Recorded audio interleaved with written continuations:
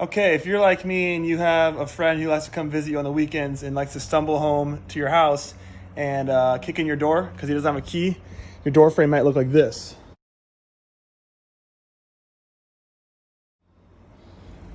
So what I did is I cut an end from piece to piece on top and bottom of the split door frame. And I'm going to take a 1x4, cut it to fit, set it in there, cut holes for the lock, and hopefully it'll work.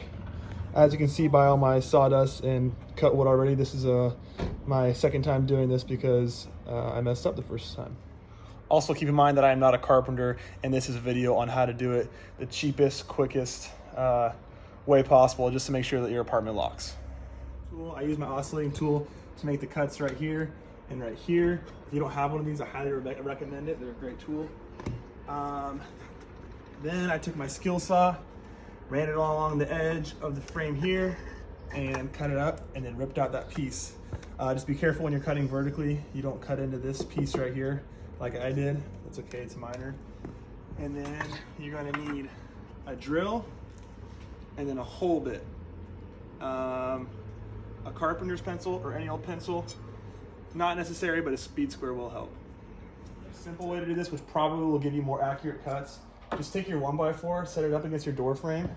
Take your pencil, make that mark, do the same down here.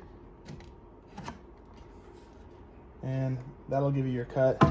That one's a little wanky, but we can fix that in a second. Okay, once you have your measurements, bottom, top, you're going to use your Skilsaw to rip this piece of wood. If you've never used a Skilsaw before, like I said, I'm not a carpenter, but I do know that you want your piece that's falling on this side. You never want to set your piece of wood and cut. If it's set on like this and you're cutting down here, you don't want to do that because it'll bind and the saw will kick back and get you. So when you're cutting, you want to make sure your piece of wood's falling. So we'll make this cut right now.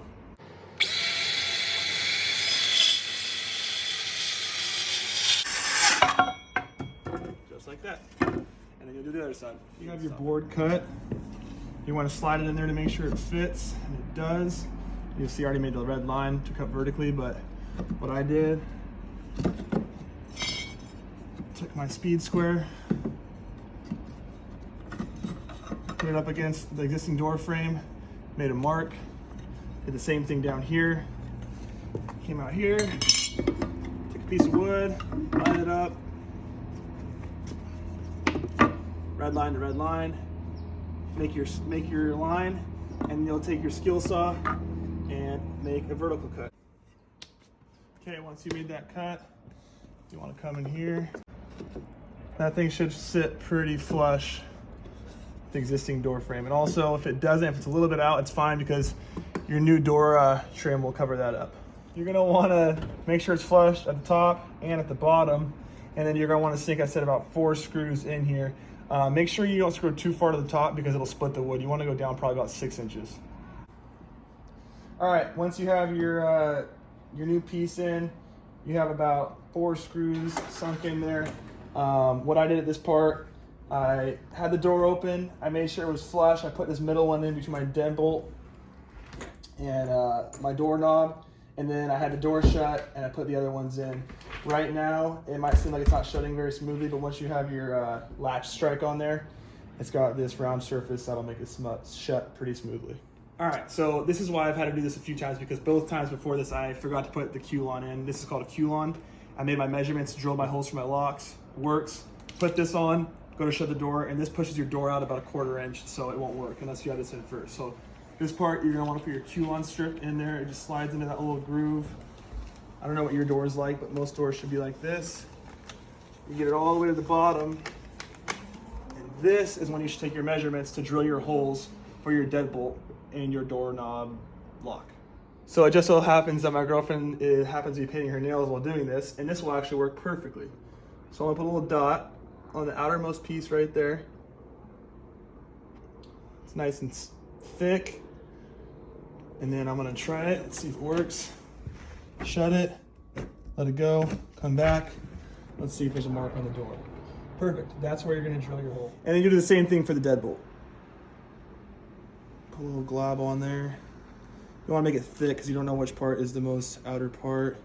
There you go. Red, great color to paint your nails with. Let's see if it works.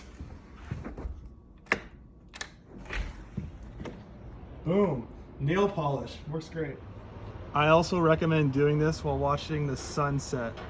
It makes it a little bit more enjoyable for doing a quick and easy fix on your door frame. All right, once you have your markings for your nail polish, you're gonna take a whole 7/8 inch hole bit, and you wanna make sure you buy, this is a separate piece, this is your pilot bit that you're gonna wanna use to go for the hole you're drilling into. So let's make sure this is on there and you just go for it.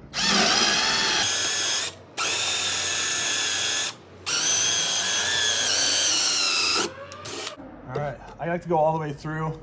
You don't really need to, but that's what I do. And you're gonna do the same thing up here. All right. So what I've noticed is the wood will get stuck in the hole bit, and usually it'll have little holes on the side. I've just been taking another drill bit, shoving it in there, just hitting it with a hammer,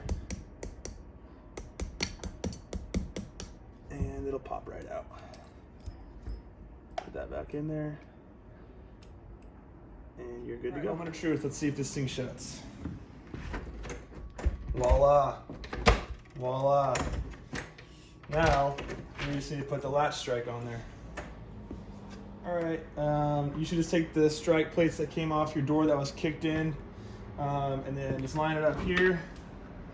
And I took 1 1/4 inch screws, whatever works, just something to hold it in place.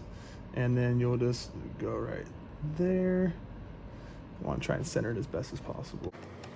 So let's see, that should work. Slow. All right, I'm gonna wait to do the bottom one so I can, let's see if this shuts. Perfect. All right, so wherever that rests right there, we're gonna sink another screw, and then we'll be homeward bound for the bottom one. Product. We got both our strike plates in there.